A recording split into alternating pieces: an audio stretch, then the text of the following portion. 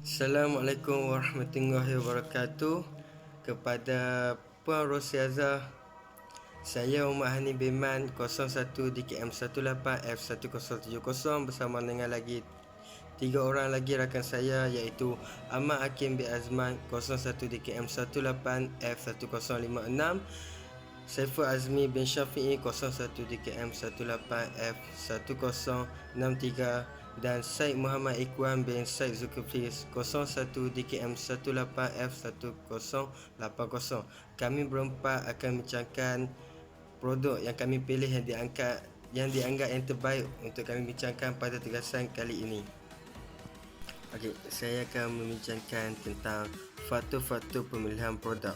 Okey, faktor yang pertama, produk yang berkualiti berbanding produk yang lain, di mana produk kami hasilkan ini dia lain daripada produk asal dan membuatkannya istimewa daripada mana-mana produk yang lain. Yang kedua, hiasan luaran produk yang mampu menarik minat pelanggan untuk membeli, di mana kami hiaskan produk tersebut dengan bahan-bahan, dengan perhiasan yang dapat menarik minat pelanggan untuk membeli.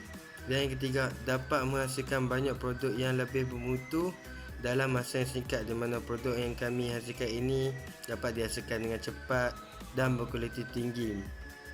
Dan yang keempat, memilih produk yang boleh tahan lama dan mengurangkan kos pengeluaran, di mana produk ini boleh tahan lama. Contohnya kami letak produk ini dalam kotak kepada pelanggan-pelanggan untuk membeli, di mana kotak yang kedap udara, yang bersih, yang penuh dengan perhiasan yang dapat menarik minat pelanggan. Dan juga kos untuk kami hasilkan produk ini sangatlah rendah, di mana hanya memerlukan beberapa bahan dan bahan yang senang dicari di mana-mana sahaja. Okey, mesti ramai tanya produk apa yang kami hasilkan. Okey, produk yang kami hasilkan ini ialah mix donut. Di mana bila kami kata mix donut ni adalah donut yang bercampur dengan berbagai bahan, berbagai perisa, di mana membuatkan donut ini bukan seperti donut biasa yang kita lihat dekat kedai ataupun mana-mana pasaraya. Itu. Saya akan bincangkan tentang sumber utama. Yang pertama ialah pemerhatian, yang kedua eksperimen, yang ketiga temu ramah dan yang keempat tinjauan. Okey, bagi pemerhatian, kami akan membuat pemerhatian melalui media sosial. Manakala eksperimen pula, kami akan memasarkan produk-produk kami melalui media sosial juga seperti WhatsApp dan lain-lain lagi. Dan yang ketiga temu ramah, kami akan temu bual beberapa pelanggan untuk mendapatkan pendapat daripada dia tentang produk kami. Dan yang terakhir ialah tinjauan, di mana kami akan membuat tinjauan dan kami akan kumpulkan pendapat-pendapat masing pendapat-pendapat pelanggan dalam bentuk carta pie. Assalamualaikum warahmatullahi wabarakatuh. Nama saya Ahmad Hakim bin Azman. Nombor metrik ialah 01 DKM 18F1056. Saya akan meneruskan pembentangan berkenaan dengan produk yang telah kami ingin berniagakan. Seperti yang telah diberitahu, produk kami yang untuk melakukan perniagaan ini ialah donat pelbagai rasa. Pertama, saya akan meneruskan pembentangan ini dengan pemerhatian. Yang pertama ialah mempromosikan di dalam media sosial. Kita tahu bahawa terdapat banyak peniaga-peniaga menjalankan perniagaan melalui secara dalam talian, bukan saja di kedai semata-mata.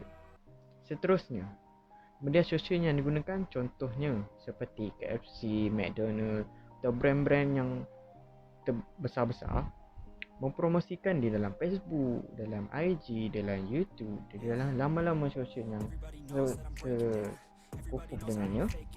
So, kami juga akan mengambil cara tersebut untuk mempromosikan lagi produk kami supaya lebih dikenali kepada semua orang. Yang ketiga ialah feedback customer atau maklum balas customer. Kami juga akan mengambil berat tentang maklum balas customer dengan serius, kerana pelanggan ialah nombor satu di dalam perniagaan. Kita juga akan mengambil pendapat yang positif untuk membaiki lagi usaha perniagaan kami ke arah yang lebih baik. Okay.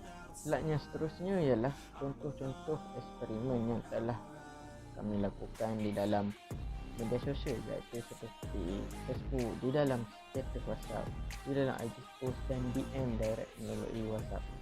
Itu semua adalah eksperimen untuk penilaian donat pelbagai rasa kami. Seterusnya, kami juga telah melakukan interview dengan salah seorang pelanggan kami untuk meminta pendapat tentang produk donat pelbagai rasa kami. Yang saya boleh simpulkan daripada pelanggan yang kami telah interview itu ialah tentang produk kami ialah seperti cukup rasa 9/10 bintang, berbeza dari yang lain. Itu merupakan maklum balas yang positif dari pelanggan. Kami juga mengambil audio full berkenaan kami bercakap tentang produk kami dengan pelanggan. Di simbol pembesar suara tersebut cuma klik dan audio akan keluar di situ. Sekian, terima kasih dari saya. Saya akan meneruskan perbincangan projek kami. Slide seterusnya berkaitan dengan eksperimen di mana kami gunakan carta pie untuk menunjukkan ke peratus pelaksanaan projek kami. Kebanyakan kami mengambil individu yang tidak pernah lagi merasa donat kami dan kami hantar link kepada mereka untuk menjawab soalan tersebut di dalam Google Form. Sebanyak 33 responden telah mengambil bahagian dalam eksperimen ini, di mana soalan yang kami kemukakan ialah pernahkah mereka merasai ataupun pernah tak mereka makan donat. Dan sebanyak 97% daripada mereka pernah menikmati dan makan donat, dan selebihnya sebanyak 3% lagi tidak pernah makan donat. Okey, seterusnya saya meneruskan tentang slide yang kedua, di mana carta pie, di mana soalannya berbunyi, adakah mereka sangat menikmati donat yang mereka pernah makan?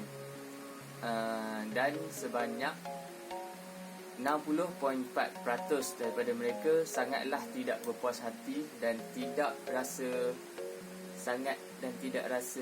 yakin dengan donat yang mereka makan, kerana mungkin kurang hiasan ataupun kurang dari segi rasa ataupun dari segi tekstur, dan mereka rasa itu adalah donat yang sangat biasa-biasa dan tidak menikmati, dan mereka sangat tidak suka. Dan sebanyak 39.4% daripada mereka amat suka donat yang mereka makan. Mungkin mereka rasa donat ini semua sama je dan tak ada rasa apa daripada yang berbeza, sebab kita pernah tahu kita rasa semua berbeza. Okey.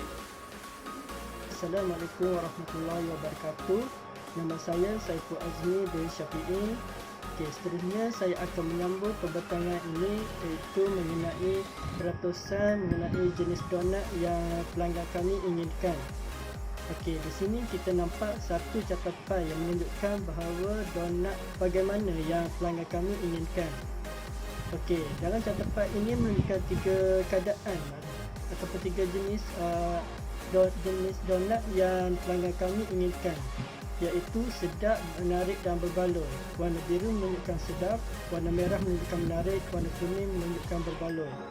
Okey, peratusan yang paling tinggi dalam carta pie ini ialah 63.6% pelanggan yang memberi maklum balas bahawa mereka inginkan donat yang sedap. Jadi semestinya donat yang kami pasarkan memang sedap lah. Okey, yang kedua tinggi ialah 21.2% pelanggan memilih untuk donat itu mestilah berbaloi. Maknanya donat itu berbaloi dengan harga yang dibeli dan makannya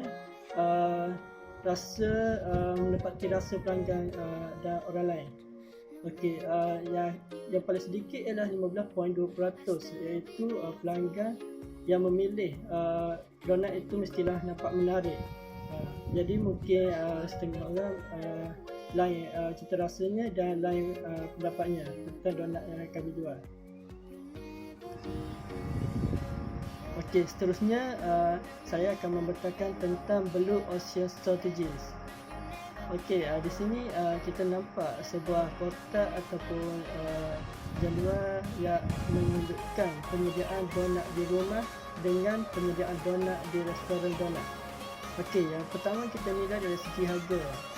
Semestinya donat yang kita buat di rumah akan lebih jimat kos dan lebih murah, manakala jimat yang dijual di restoran agak lebih mahal.